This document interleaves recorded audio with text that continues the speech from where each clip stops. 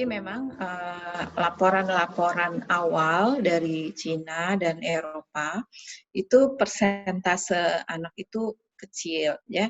Ada yang 1%, ada yang 4, ada yang 5. Jadi rata-rata tuh negara-negara itu melaporkan persentase kasus anak itu 1-5%.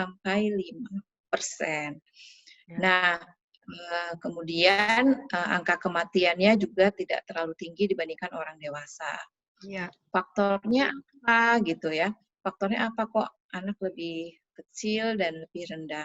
Yang pertama kita lihat mungkin ya mobilitas anak itu tidak seperti orang dewasa.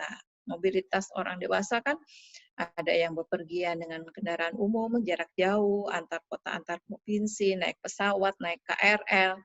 Ya. Jadi kontak dengan lingkungan itu lebih banyak. Sedangkan anak tuh relatif mungkin hanya di rumah, sekolah, dan mungkin area yang dijangkau juga tidak terlalu jauh. Itu dugaan yang pertama.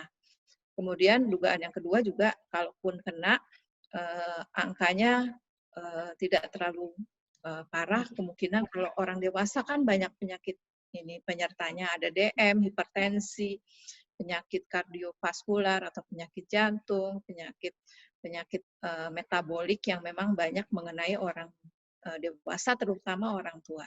Pada anak kan itu belum banyak. Tapi kemudian ada hipotesis atau dugaan yang paling kuat kemungkinannya adalah adanya suatu reseptor yang namanya angiotensin converting enzyme atau S2 ya, reseptor yang kalau pada anak itu belum sematur orang dewasa. Jadi ekspresi reseptornya itu masih sedikit. Virusnya itu menempel pada tubuh inangnya atau tubuh orang yang diinfeksi. Itu pada anak tuh belum sebanyak orang dewasa. Sehingga itu menjadi kecil. Nah, kalau kita tadi kan saya sebutkan 1-5% ya di laporan-laporan. Laporan dari Indonesia kalau kita akses ke websitenya BNPB yang resmi itu persentase anak di kita tuh 7,5%. Oh. Jadi lebih tinggi, Ya. lebih tinggi ya daripada negara-negara yang lain. Lalu berapa persen dari yang meninggal yang umurnya masih di bawah 18 tahun itu 1,2%. Jadi artinya meskipun sedikit bukan berarti tidak bisa fatal, bisa juga mengalami kematian. Nah, dari pengalaman kami di rumah sakit, memang yang terkena pada anak yang kemudian menjadi parah atau meninggal adalah mereka yang mempunyai penyakit dasar sebelumnya. Misalnya ada penyakit kanker atau keganasan, kemudian ada penyakit jantung bawaan, kemudian ada yang memang pasien mempunyai kekebalan tubuh yang rendah. Itu pasien atau penyakit-penyakit autoimun. Nah, itu pasien-pasien yang meninggal yang terkena COVID. Cuman yang mengalami komorbiditas memang lebih sedikit dibandingkan orang dewasa. Nah, tapi ada satu hal yang laporan yang mengatakan meskipun sekarang ini anak itu sedikit, tapi belajar dari kasus pandemi influenza yang di Spanyol waktu 1918, 100 tahun yang lalu, itu waktu awal pandemi pun anak-anak juga sedikit loh. Jadi waktu awal pandemi anak-anak tuh sedikit, tetapi kemudian kita penyakit itu kan berkembang terus ya. Akhirnya sekarang itu kalau kita lihat perjalanannya influenza itu, sekarang anak itu termasuk balita itu termasuk yang rentan terhadap influenza. Jadi bisa saja pola epidemiologi itu berubah seiring dengan perjalanan penyakit. Namanya juga penyakit baru ya. Nah, nanti ke depannya kita belum tahu. Makanya kita terus berusaha untuk mengumpulkan data.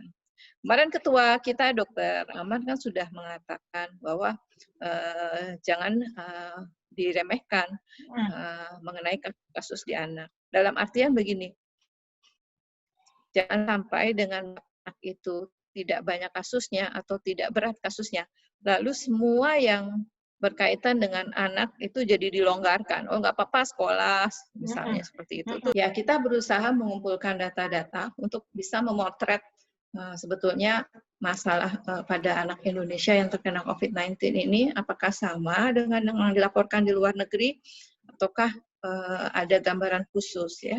Kan misalnya kalau dengan Eropa katanya negara 4 musim lebih parah gitu. Lebih Jadi kita parah. ternyata tidak juga gitu. Angka kematian kita malah persentasenya cukup tinggi. Jadi kita tidak boleh meremehkan. Nah, kita sedang mengumpulkan data-data itu semua untuk memberikan gambaran yang mungkin bisa berbeda dengan gambaran yang di luar negeri. Ya. Hanya saja memang sekarang kita sudah mulai menyadari bahwa memang persentase itu juga dipengaruhi oleh berapa jumlah kasus yang dilakukan tes. Contohnya kalau di Cina itu kemarin laporan-laporan awal itu banyak sekali dilaporkan anak yang tidak bergejala. Nah, jadi dapatnya dari mana? Dari kontak tracing namanya. Jadi kontak tracing itu dilakukan begitu ada pasien yang positif, misalnya 1 orang dewasa positif, lalu dilakukan kontak tracing. Kalau anaknya ada 5, lalu dilakukan swab semua, anaknya tidak ada gejala tetapi hasil swabnya positif, nah dia termasuk pasien yang positif tanpa gejala. Nah, itu jumlahnya banyak di laporan-laporan dari Cina.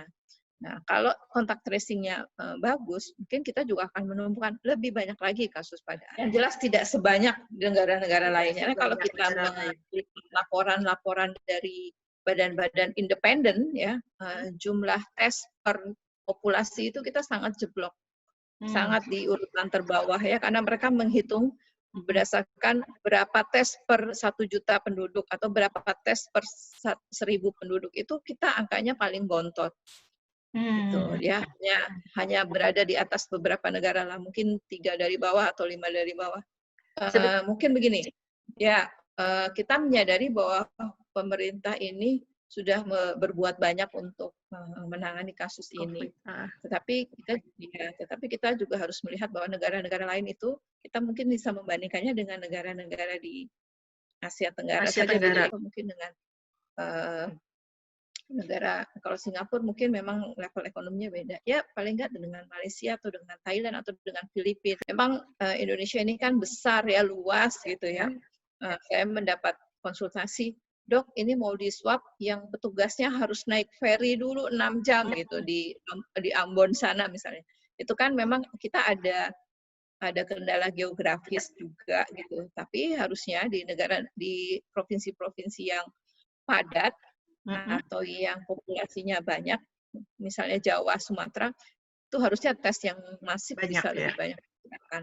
Karena kalau misalnya di Indonesia bagian timur, kepadatannya kan juga beda ya. Dan saya kira sekarang jumlah lab yang mengerjakan tes juga sudah mulai bertambah terus. Ini yang selalu diadvokasi oleh IDAI, ayo, dan semua organisasi profesi, ayo tesnya lebih banyak, tesnya lebih banyak.